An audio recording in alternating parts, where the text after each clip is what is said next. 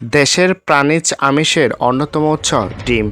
Poultry খামারে উৎপাদিত ডিম প্রতিদিন বিভিন্ন সংগ্রহকারী ব্যবসায়ীর মাধ্যমে দেশের বিভিন্ন বাজারে পৌঁছে যায়। তবে উৎপাদন ব্যয়, বাজার দর ওঠানামা এবং পরিবহন ব্যয় সব মিলিয়ে খামারি ও ব্যবসায়ী উভয় নানা চ্যালেঞ্জের মুখোমুখি। স্থানীয় একটি পোল্ট্রি খামার পরিদর্শনে দেখা যায় প্রতিদিন খামার থেকে উল্লেখযোগ্য পরিমাণ ডিম সংগ্রহ করা হচ্ছে। খামারের মালিক জানান, নিয়মিত খাদ্য, টিকা ও পরিচর্যার মাধ্যমে উৎপাদন বজায় রাখার চেষ্টা করা হলেও খাদ্য ও ওষুধের দাম বৃদ্ধির কারণে উৎপাদন খরচ অনেক বেড়েছে, ফলে লাভের পরিমাণ আগের তুলনায় কমে গেছে। কেমন আছেন? আলহামদুলিল্লাহ ভালো। ভাই, আপনার নামটা? আমার নাম মোহাম্মদ শাহজাহান কবির। মালয়েশিয়া থেকে এসেছি, বিদেশেতে দেখে এসেছি, পরেও দিনে ভালো লাগে না, এই কারণে বিদায় আমি বাংলাদেশে একটা কিছু করবার চিন্তা করতেছি।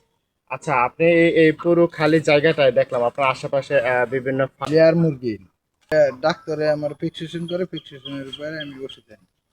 এনজিওতে প্রায় কিন্তু এনজিওতে মাস গেলে কিস্তি আছে। যে ডিমের বাজার বর্তমান 8 টাকা পিস, প্রতি পিস। এই ডিমের বাজারে ব্যবসা মানুষের লাভবান হতে পারে। আল্লাহ যদি তৌফিক দেয় তাহলে নেওয়ার নেত আছে, গরু আছে, মুরগি আছে, মাছ আছে, সব ধরনের প্রজেক্ট করছি।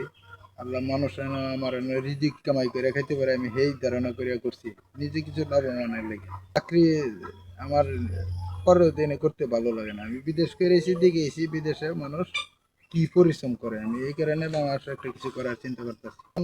যে খাদ্য দ্রব্যমূল্য বাড়তির কারণে মানুষের টিকবে না কোনো খামারি বাংলাদেশ।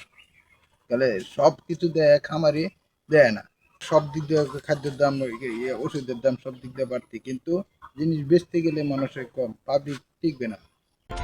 অন্যদিকে ডিম সংগ্রহকারী ব্যবসায়ী জানান, তিনি প্রতিদিন বিভিন্ন খামার থেকে ডিম সংগ্রহ করে স্থানীয় ও জেলার বিভিন্ন পাইকারি বাজারে সরবরাহ করেন।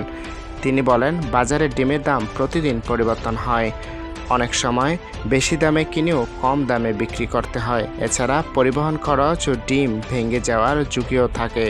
তিনি আরও বলেন, খামারি ন্যায্য মূল্য পেলে যেমন উৎপাদন উৎসাহ পান, তেমনি ব্যবসায়ীরাও স্থিতিশীল বাজার ও সঠিক মূল্য নিশ্চিত হলে স্বাভাবিকভাবে ব্যবসা পরিচালনা করতে পারেন। ওয়ালাইকুম সালাম। কেমন আছেন? ভালোই আছি। আপনি তো এই ডিমের ব্যবসা করতেছেন, তাই তো? ডিমের ব্যবসা তো মেলা এনজয় করতেছি। ডিমের ব্যবসা খালি লস হয়ে যাইতেছে। ঈদের পরে থেকে আমার 60-65 হাজার টাকা লস হয়েছে। বাজার এরকম কমতি যে বলার ভেতরে গিয়া 60 টাকা 100 ডিম কিনলে কি ওরা লস দিতে জানে। কতগুলো ডিম কিনছেন? 6600। 6600।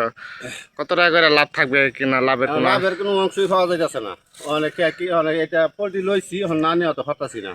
মানে ব্যবসা টিকে থাকার জন্য করতেছেন? হ্যাঁ, ব্যবসা টিকে থাকতে পারি কি শেষ টাকা নাকি, এটা একমাত্র উপরে লই জানে। বাজার এখন খারাপ যাচ্ছে। অনেক মন্দা বাজার, যে মন্দার শেষ নাকি। কখনো লাভ কি নিয়ে দামে বিক্রি করুন জানা। শুধু খালি ঈদের পর থেকে আর লস। এই জন্য এখন ব্যবসা ছাইরা দেওয়া পারতেছে না। পোল্ট্রি রাখা হয়েছে, অনেকগুলো পোল্ট্রির মধ্যে দাদন দেওয়া হয়, মনে করেন টাকা দেওয়া হয় আগে। এখন এইগুলো ডিম না নিলেও মনে করেন এখন সমস্যা। এই জন্য খালি ব্যবসা টিকে রাখার জন্য লস দিয়ে হইলেও এখন ব্যবসা চালাই যেতে হইতেছে। খামারি ও ব্যবসায়ী উভয়ের দাবি, বাজারের অস্থিরতা কমিয়ে ন্যায্য মূল্য নিশ্চিত করা, উৎপাদন খরচ নিয়ন্ত্রণ এবং সরকারি সহায়তা বাড়ানো হলে পোল্ট্রি শিল্প আরও শক্তিশালী হবে। এতে ভোক্তারাও সহনীয় দামে নিরাপদ ডিম কিনতে পারবেন। তথ্যচিত্র ও কণ্ঠে মোহাম্মদ তফসির তালুকদার শাকিল।